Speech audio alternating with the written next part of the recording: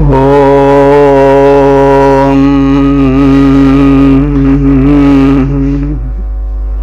वेद प्रेमियों, सुधी श्रोताओं, संप्रति हम सब ऋग्वेद के 93वें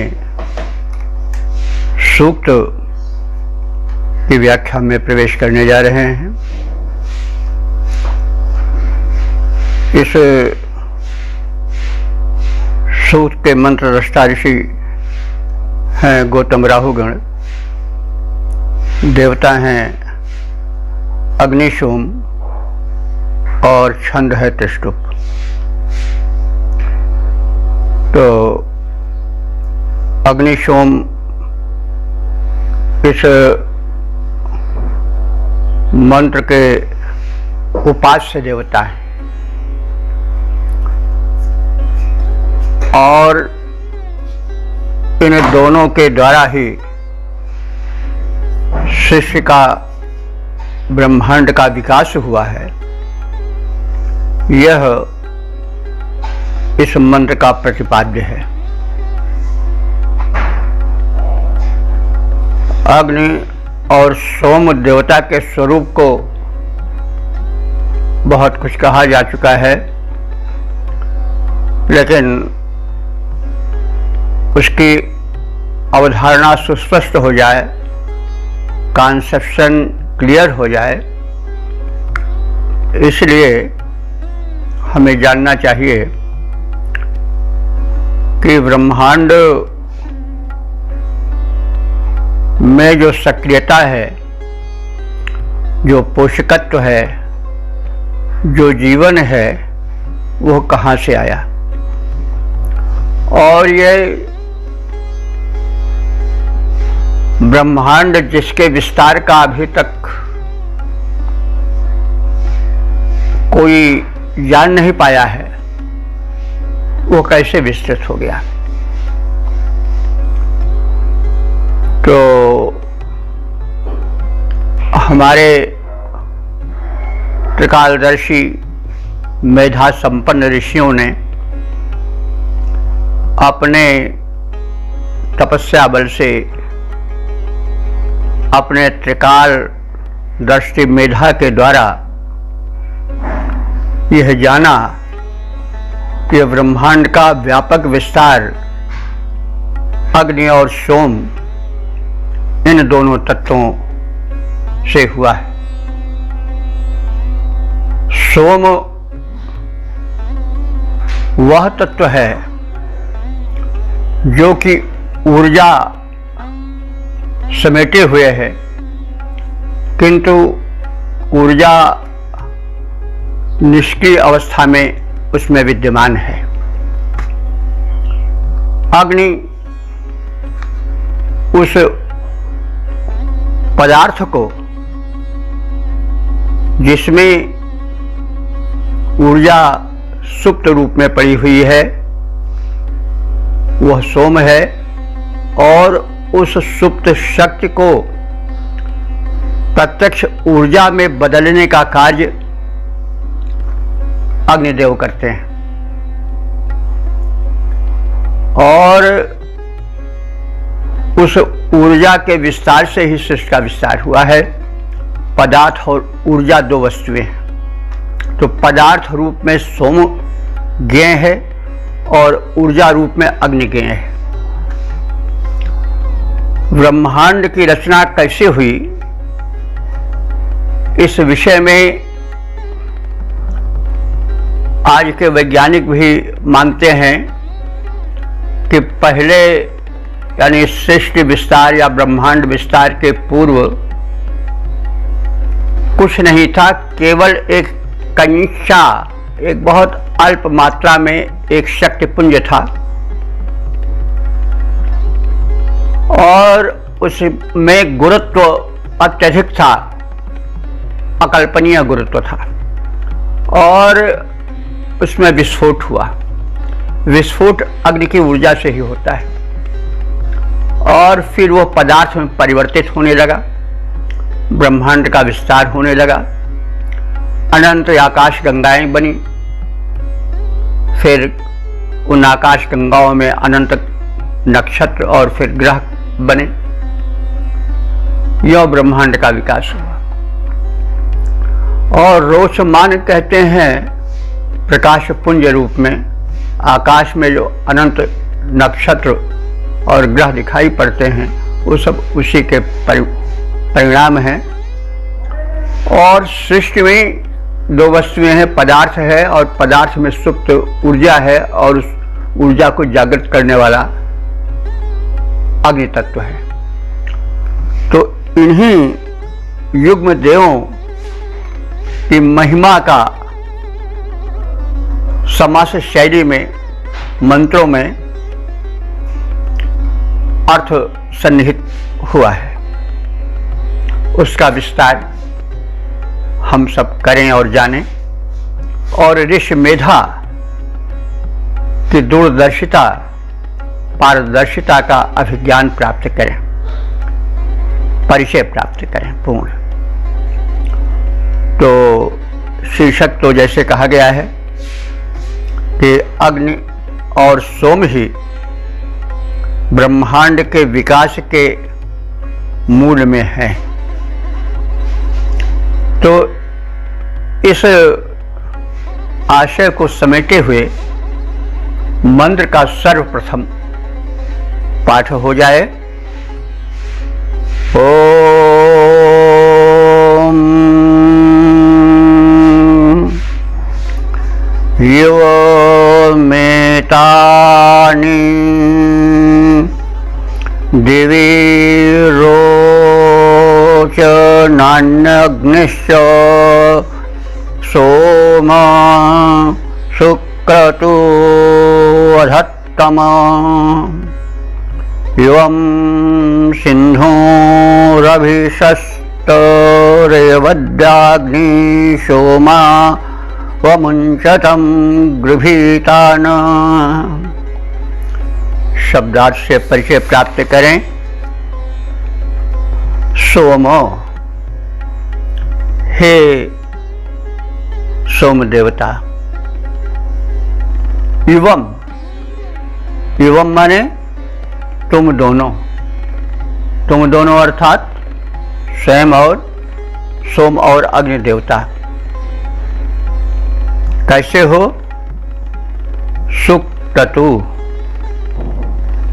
शुक्रतु माने समान रूप से शोभन कर्म करने वाले हो। और अग्नि सोमो, हे अग्नि और सोम देवताओं, इवम रोचनानि एतानि दिवि अधत्तम। इवम माने तुम दोनों ने ही, रोचनानि माने प्रकाशमान, एतानि माने इन, दिवि माने आकाश में अनंत इस अंतरिक्ष में द्युलोक में तुमने ज्वलित पिंडों को अधत्तम माने स्थापित किया है। यानी हे सोम देवता और अग्नि देवता, तुम दोनों ने ही मिलकर के अनंत अंतरिक्ष में ज्योतिमान ज्वलित नक्षत्र पिंडों को स्थापित किया है। अर्थात तुम्हारे ही कारण ये अनंत ब्रह्मांड में जो व्याप्त ज्योतिष पिंड हैं, प्रकाशमान ग्रह नक्षत्र के पुंज हैं, उन सब का स्थापन और उनका प्रारूप में आना, इस व्यापकता में तुम दोनों का ही हाथ है।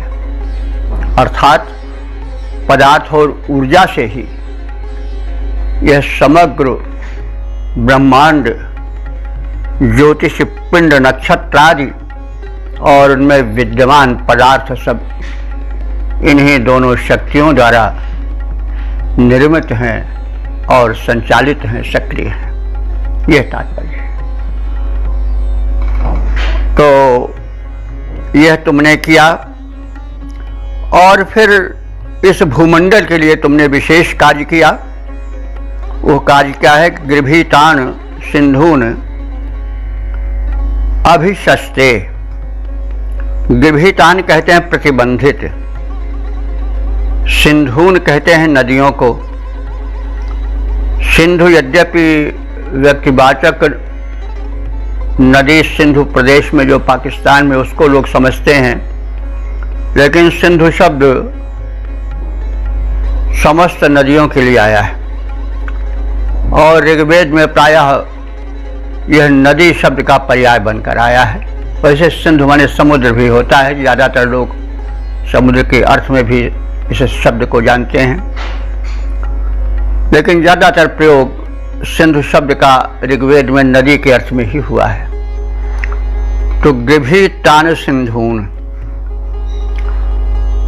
उन नदियों के जल जो कि विरोधी, जलावरोधी जो वृत्तासुर था उसके द्वारा रोका गया था, क्योंकि वो वृक्ष का अवरोधक है। वृक्ष ही सृष्टि में जीवन पल्लवित करती है। जलदों से जल वर्षण होता है, किंतु जो विरोधी जलावरोधक शक्ति हैं, वृत्तासुर और उनके परिचर, वे सब वृष्टि मेघों में भरे जल को धरती तक आने से रोकते हैं और नदियों में जल की गतिशीलता थम जाती है, प्रतिबंधित हो जाती है, अवरुद्ध हो जाती है। इस विपरीत गामी दुष्ट शक्ति वृत्तासुर का संहार और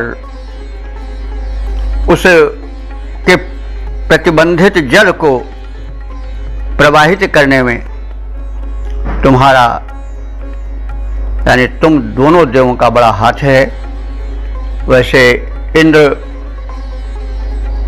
तो वृत्तासुर का वध करते हैं और उसके अवरोध को रोकते हैं, लेकिन उन्हीं के सहायक, प्रधान सहायक हैं ये अग्नि और सोमदेव, जो पदार्थ में व्याप्त ऊर्जा के और उस पदार्थ को ऊर्जा में परिणत करने वाले उस अग्निदेव के रूप में सृष्टि के विकास का कल्याण करते हैं, वृष्टि का अनुदान देते हैं। फलस्वरूप जो भूमंडल में नदियों का प्रवाहमान जलावरोध है, जिसके मूल में वृत्तासुर की आसुरी शक्ति है, वह नष्ट की जाती है और उस जल के प्रवाहित होने में अग्नि और सोम का भी हाथ ऋषि बता रहा है। तो हे सोम और अग्नि देवता, तुम दोनों समान कर्म करने वाले हो, सृष्टि का कल्याण करने वाले हो, ब्रह्मांड के रचना विधायक हो और तुमने प्रकाशित नक्षत्रों को अंतरिक्ष में स्थापित किया है और भूमंडल पर वृष्टिबाधक कुतत्व वृत्तासुर द्वारा जो प्रतिबंधित जल है, उस जल को तुमने मुक्त किया है और नदियों में उन्हें प्रवाहमान कराया है। यह हम मानते हैं। अब इसका छंदोबद्ध प्रारूप देख लिया जाए। अग्नि और सोम दोनों देवता प्रधान, अग्नि और सोम दोनों देवता प्रधान दोनों, देव हो महान कृत्य करते समान हो, व्योम में प्रकाशमान ज्योतिपिंड जो महान, उनको जमाने वाले तुम ही शक्तिमान हो, उनको जमाने वाले तुम ही शक्तिमान हो, ज्योति जाल जो विराज मान आसमान मध्य, उसका विधान तुम ही करते सुजान हो, वृत्र प्रतिबंधित सरित निर्मुक्त कर, वृत्र प्रतिबंधित सरित निर्मुक्त कर, तुम दोनों करते उसे प्रवाहमान हो, तुम दोनों करते उसे प्रवाहमान हो। ओम। वेद प्रेमियों, सुधे श्रोताओं, संप्रति हम सब ऋग्वेद के प्रथम मंडल के 93वें सूक्त के छठे मंत्र की व्याख्या में प्रवेश करने जा रहे हैं। यह मंत्र त्रिष्टुप नामक छंद में निबद्ध है। मंत्र दृष्टा ऋषि हैं गौतम, राहुगण देवता हैं अग्नि सोम, और मंत्र का वर्ण विषय है सोम का अवतरण भूमि पर कैसे हुआ। अब संबंधित मंत्र का सर्वप्रथम पाठ हो जाए। ओम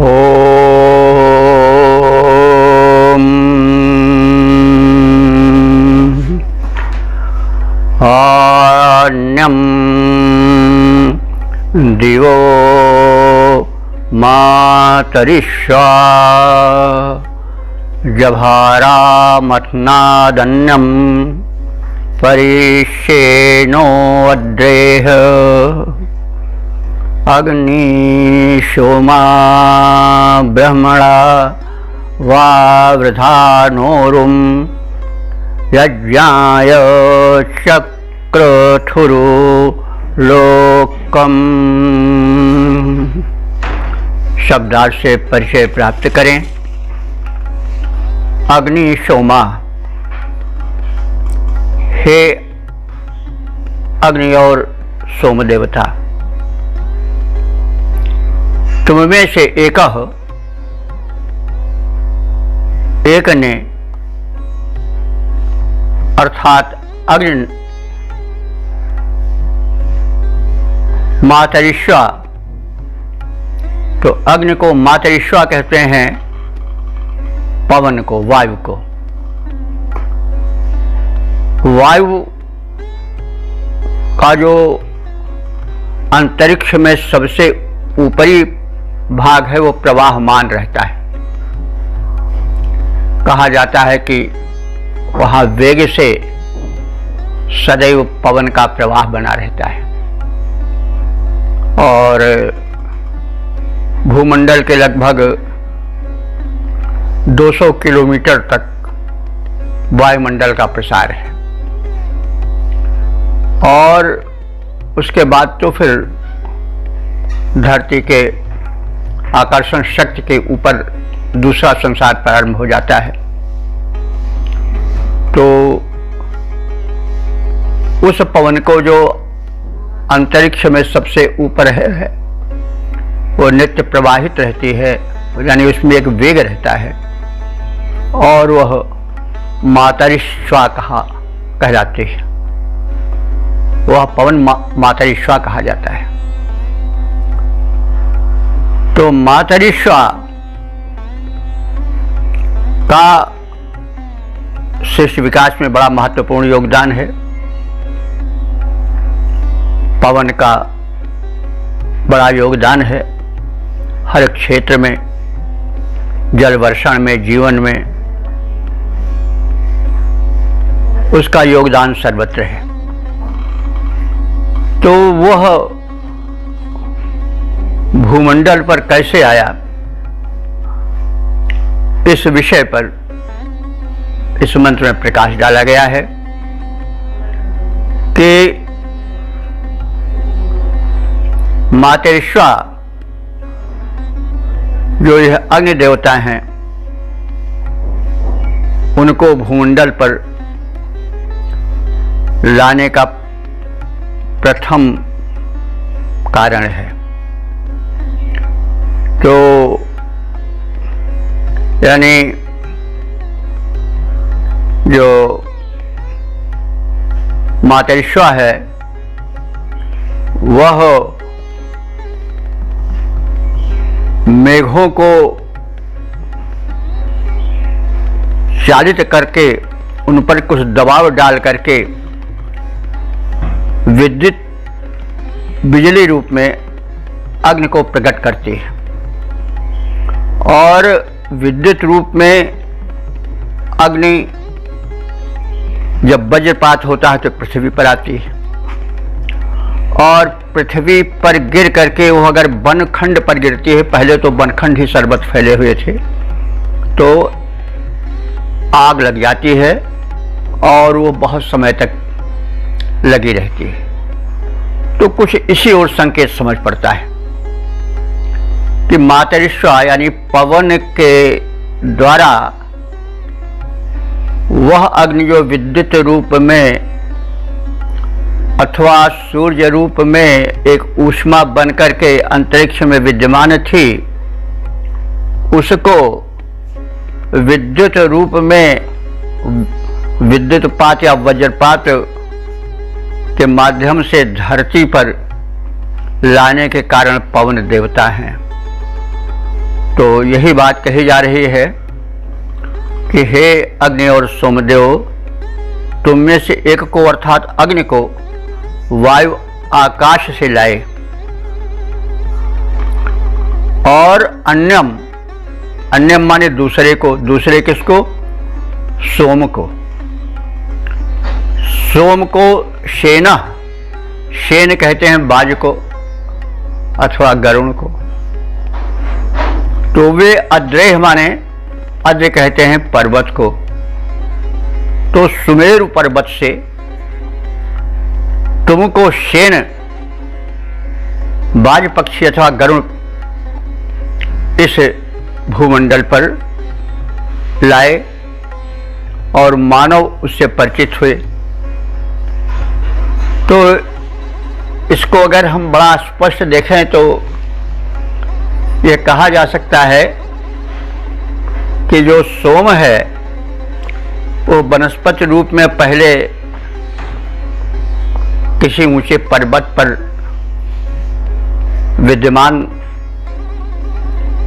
था और शेन पक्षी उसे तोड़ करके लाया और वो भूमंडल पर यानी मैदानी भाग पर आई और उसकी शक्ति को मनुष्यों ने पहचाना। फिर उसको यज्ञ में प्रमुख स्थान दिया गया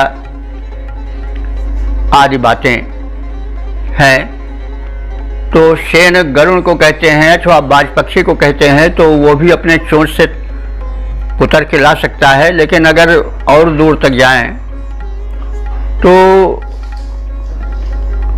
महर्षि कश्यप की 5 पत्नियां थीं। उनमें से एक पत्नी जो थी वो विनता भी थी और विनता के गरुण नाम के पक्षी हुए। तो वो गरुण कोई मतलब वो भी मनुष्य थे, क्योंकि मनुष्य पक्षी तो पैदा नहीं होगा। गरुण बड़े गतिशील रहे होंगे, इसलिए उनको अलंकारिक भाषा में कह दिया गया कि तो बिल्कुल खग हैं, बाज हैं।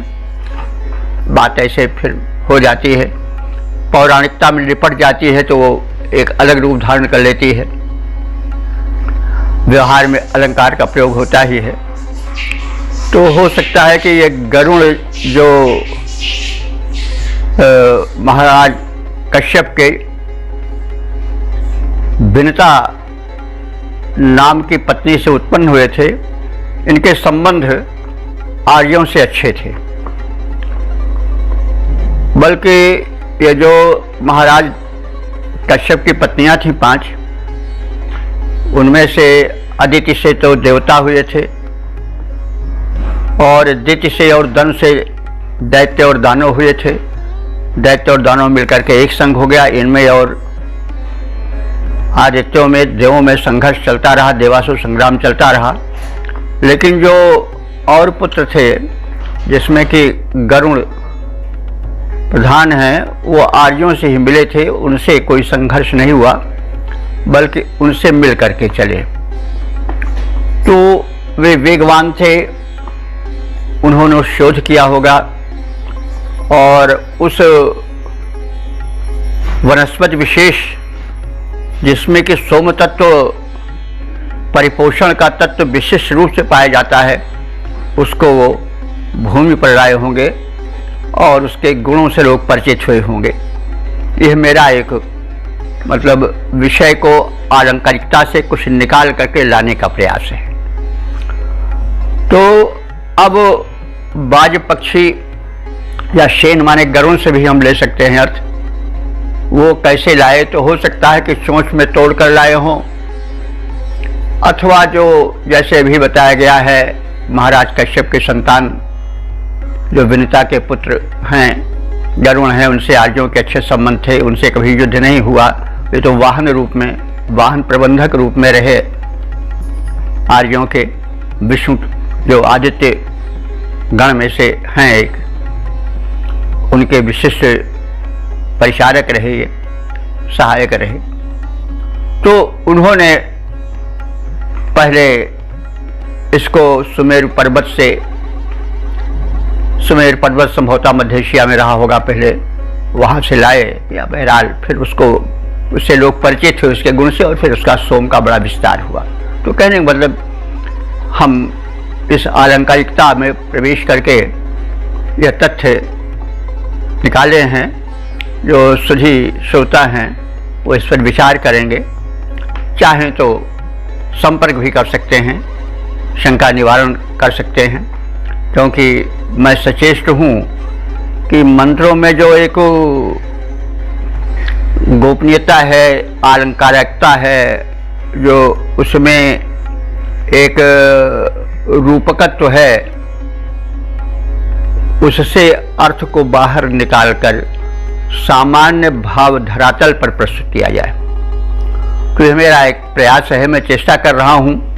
और इस प्रकार से सत्संग के बहाने यह अधिक सरल होता है। वैसे भाष्य भी अपना हुआ है, लेकिन इतनी बात भाष्य में कहने का कहाँ अवसर प्राप्त हो सकता है, उसमें तो संक्षिप्त रूप से ही परिचय दिया जा सकता है। तो अब वेदों को हम लोगों को सामान्य पहुँच के अंदर करना है, उसका सामान्यीकरण करना है, साधारणीकरण करना है। तो इसमें हम आप सब श्रोताओं और सुधी सज्जनों की सहायता चाहते हैं, और हम सब मिल करके यह कार्य करें। इसलिए कभी कभी हम प्रसंगवश विषय को थोड़ा विस्तार दे देते हैं, क्योंकि आवश्यक भी है। केवल सीधे बाँच जाना अर्थ को, फिर मतलब पूरा कार्य मेरे विचार से नहीं संपन्न हो पाता है। खैर, अब आगे बढ़ें। तो कहने की यह मतलब है कि जो अग्नि है उसको भूतल पर लाने का बहुत बड़ा योगदान है मातरिश्वा का, अंतरिक्षीय पवन का, और सोम शक्ति को या सोमलता को लाने का बहुत कुछ श्रेय है शेन को, बाज को या गरुण को। तो इसे ऋषि ने संक्षिप्त रूप से संकेत रूप में बताया, और आगे बात इस प्रकार से कही कि इन दोनों तत्वों से, यानी अग्नि से, अग्नि का पृथ्वी पर प्रचार प्रसार हो जाने से, अग्नि तो वैसे सर्वत्र है, लेकिन वो दृश्यमान कैसे भूतल पर हुई, वो जब मेघों में पवन के कारण संघर्ष हुआ तो जो विद्युत बनी, वो जब वज्रपात बनकर आई तो आग लग गई, तो आग का तो साक्षात्कार प्रत्यक्ष रूप में ऐसे ही हुआ होगा। यह अनुमान है, संभवतः सत्य भी हो। तो वही बात बताई जा रही है। और एक चीज और है, अग्नि को मरुत सखा भी कहा गया है। मेल होता है पवन में और अग्नि में। ऑक्सीजन न मिले तो जो जलती हुई लौ रहती है वो बुझ जाती है, और जो पवन का प्रवाह है वही अग्नि को बढ़ाता भी है, प्रज्वलित भी करता है, विस्तार देता है। तो इसलिए मरुत सखा भी कहा गया है, दोनों में मैत्री भी रहती है। तो इन दोनों ने अर्थात सोम ने और अग्नि ने पृथ्वी पर विस्तार का, जनजीवन का, याज्ञिक कर्म का कर्म क्षेत्र खोल दिया। और ऋषि कह रहा है कि ब्रह्मणा व वृधानो, इन दोनों ने वेद मंत्रों का, यज्ञ कर्म का विस्तार किया। यज्ञाय उरुलोकम चक्रथु, और यज्ञ कर्म के लिए इन्होंने क्षेत्र विस्तृत कर दिया। अर्थात इन दोनों के योगदान से, अग्नि से और सोम शक्ति से, सोम का बड़ा स्थान है यज्ञ में। और अगर हम विस्तार में लें तो यावत पदार्थ जो कि आहुति में डाले जाते थे, यव और ये शाली आदि अन्न, वो सब सोम ही हैं। तिल आदि, तंडुल, तिल तंडुल, ये सब तो इन्हीं कर्मों से, यानी इन्हीं वस्तुओं से जो यज्ञ कर्म का विस्तार हुआ पृथ्वी पर, और यज्ञ कर्म से बड़ा कल्याण हुआ, लोक में विकास हुआ, मनुष्य में मेधा का संवर्धन हुआ, कर्म क्षेत्र में तीव्रता आई, आदि आदि बातें हुई। और इन सब में सोम का और अग्नि का बड़ा योगदान है, यह कहने का तात्पर्य है।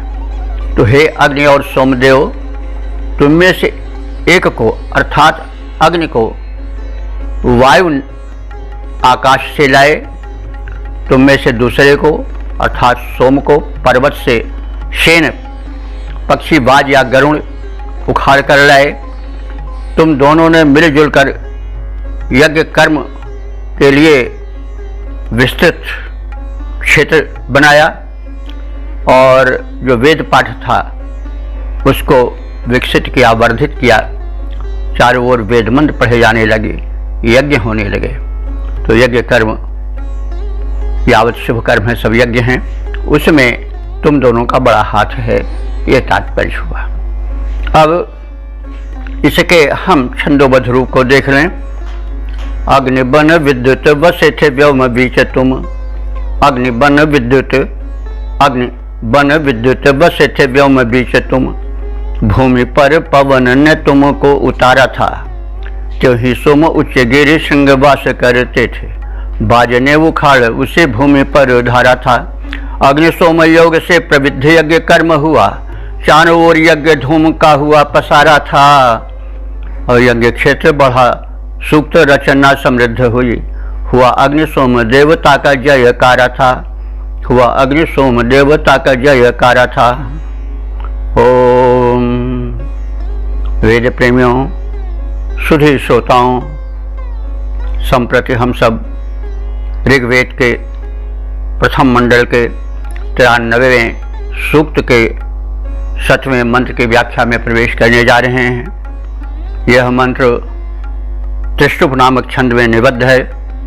मंत्र दृष्टा हैं गौतम राहुगण, और देवता हैं अग्नि सोम, और मंत्र का शीर्षक है अग्नि और सोम उपासक के कल्याण में निरत रहें और उन्हें सुरक्षा प्रदान करें।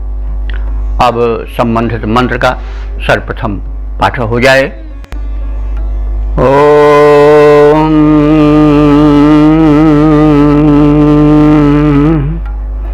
अग्नि सोमां हविषः प्रस्थितस्य वीतं हर्यतं वृषा युषेथाम सुशर्माणा स्ववसा हे भूतमथा धत्तम यजमानाय शम योः। शब्दार्थ से परिचय प्राप्त करें। अग्निशोमा, हे अग्नि और सोम देवताओं, प्रस्थित से माने आप को जो प्रस्तुत की गई है उस हविषः आहुति को, हव्यान्न को, वीतम माने स्वीकार कर उसका स्वाद लो, हर्यतम उसे भली भांति अपनाओ, स्वीकार करो, उसका विधिवत उपभोग करो, भक्षण करो। वृषा यह विशेषण है दोनों के लिए, सोम और अग्नि के लिए। वृषा कहते हैं बलवान को भी और वृषा कहते हैं वर्षणशील को भी। तो वर्षणशील का मतलब हुआ कि सुख सौभाग्य का वर्षण करने वाले, यानी पर्याप्त मात्रा में प्रदान करने वाले। हे तुम दोनों सोम और अग्नि दो, अथवा पर्याप्त बलशाली तुम दोनों सोम और अग्निदेव। जुषेथाम, जुषेथाम माने सेवन करो, भक्षण करो। क्या? हमारे द्वारा प्रस्तुत चरु और पुरोडाश को। चरु हव्यान्न, पुरोडाश भी आज संभवतः दक्षिण का जो डोसा है, इडली डोसा, उसी को पुरोडाश। वो जव और शाली तंडुल, यानी शाली एक प्रकार का धान विशेष है, तो उसको प्रमुख स्थान दिया जाता था यज्ञ में, और उसके आटे को विधिवत तैयार करके और उससे एक डोसा टाइप का, जैसे आजकल फरा बनते होते भारत में, दक्षिण भारत में डोसा बनता है, उसी से प्रोडाश बनता था और वह आहुति में डाला जाता था, देवों को अर्पित किया जाता था। तो वही बात कही जा रही है कि हम लोग जो चरु यानी हव्यान्न और जो ये प्रोडाश वगैरह प्रस्तुत कर रहे हैं, उसका जुषेथाम माने आप दोनों सेवन करो। और हमारे लिए, हम उपासकों के लिए सुशर्माणा माने तुम लोग सुख के निधान हो और हमको सुख और सुरक्षा दो, और इस प्रकार से हमारा कल्याण करो। अथ माने तदनंतर, तत्पश्चात यजमानाय शमयोः धत्तम, अपने यजमान की यानी यज्ञकर्ता की सुरक्षा करो और शम माने उसको सुख प्रदान करो। धत्तम माने प्रदान करो, शम धत्तम माने सुख प्रदान करो। तो इस प्रकार से अपने भक्त उपासक यजमान के आप लोग सुरक्षा का ध्यान करके उन्हें प्रत्येक क्षेत्र में कल्याण प्रदान करो। यह प्रार्थना है। समर्पण के बाद, पुरोडाश चरुवारी को अर्पित करने के बाद युगल देवों से सुख, सुरक्षा और समृद्धि की याचना ऋषि करता है, भक्त करता है, उपासक करता है। तो हे अग्नि और सोम देवता, तुम दोनों हम सब उपासकों द्वारा प्रस्तुत हविष्यान्न को, प्रोडाश आदि का उपभोग करो, स्वाद लो, स्वीकार करो। हे वर्षणशील, अनुदानों की वृष्टि करने वाले बलवान दोनों देव, तुम दोनों हम सबकी सुरक्षा करो, हम सबका कल्याण करो, यजमान को सुख देकर उसके समस्त दुखों का हरण करो, यह आपसे प्रार्थना है। हम आपकी उपासना करें, आप हमारा कल्याण करें, और यह जो है क्रम चलता रहे। इस प्रकार से इस मंत्र का संक्षिप्त आशय शब्दार्थ जान लेने के पश्चात अब इसके छंदोबद्ध रूप पर ध्यान दें। अग्नि सोम देवो तुम्हें हविष्यान अर्पित है, अग्नि सोम देवो तुम्हें हविष्यान अर्पित है, उपहार हम सब का स्वीकार कीजिए, प्रेम पूर्ण अर्पण को ग्रहण करो हे नाथ, हमको कृतार्थ कर शरण में लीजिए। ध्यान प्रार्थना पे बलवान देवताओं करो, ध्यान प्रार्थना पे बलवान देवताओं करो, कल्याण के साथ साथ रक्षा नाथ कीजिए। यजमान को प्रसन्न सौख्य करो भली भांति, यजमान को प्रसन्न, यजमान को प्रदान सौख्य करो भली भांति, क्यों ही दुख दूर कर सुख शांति दीजिए, क्यों ही दुख दूर कर सुख शांति दीजिए। ओम वेद प्रेमियों, सुधी श्रोताओं, संप्रति हम सब ऋग्वेद के प्रथम मंडल के 93वें सूक्त के 8वें मंत्र की व्याख्या में प्रवेश करने जा रहे हैं। यह मंत्र जगती नामक छंद में निबद्ध है। मंत्र दृष्टा ऋषि गौतम राहु गण हैं, उपास्य देव हैं अग्नि सोम, और संबंधित मंत्र का शीर्षक है अग्नि सोम देवता यज्ञकर्ताओं को, लोकोपकारियों को सुरक्षा प्रदान कर उन्हें सुखी बनाएं। अब सर्वप्रथम संबंधित मंत्र का पाठ हो जाए। ओम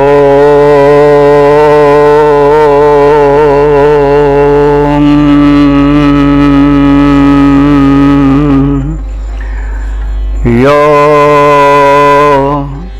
अग्नि सोमा हविषा सपर्याद देवद्रीचा मनसा यो घृतेन तस्य व्रतं रक्षतं पातमंहसो विषे जनाय महेशर्म यच्छतम्। शब्दार्थ से परिचय प्राप्त करें।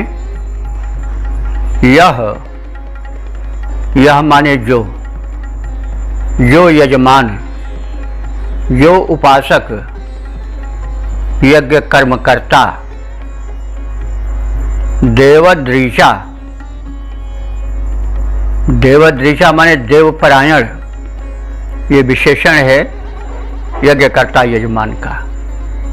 जो देवपरायण यज्ञकर्ता यजमान मनसा माने मन से लग करके ध्यानपूर्वक अग्नि सोमः,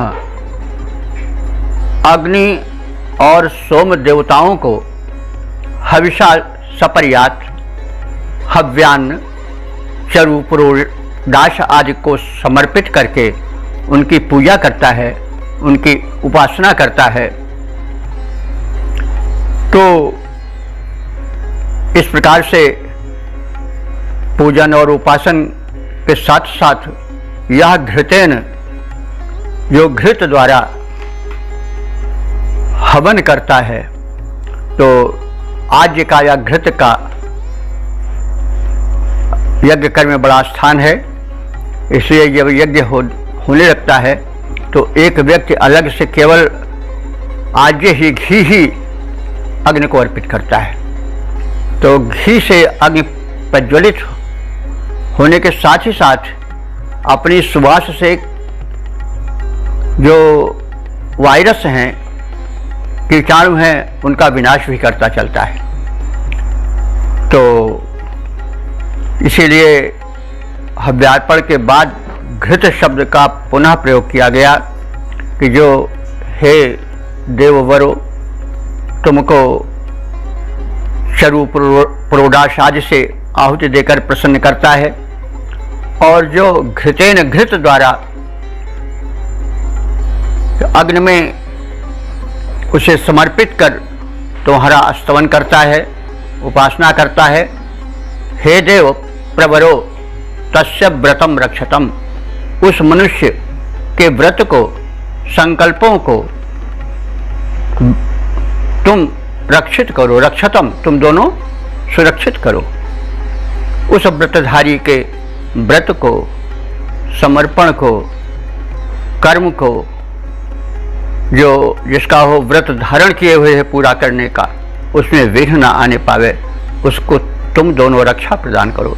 तस्य व्रतम रक्षतम, तुम दोनों उसके संकल्प की, उसके कर्म की सुरक्षा करो।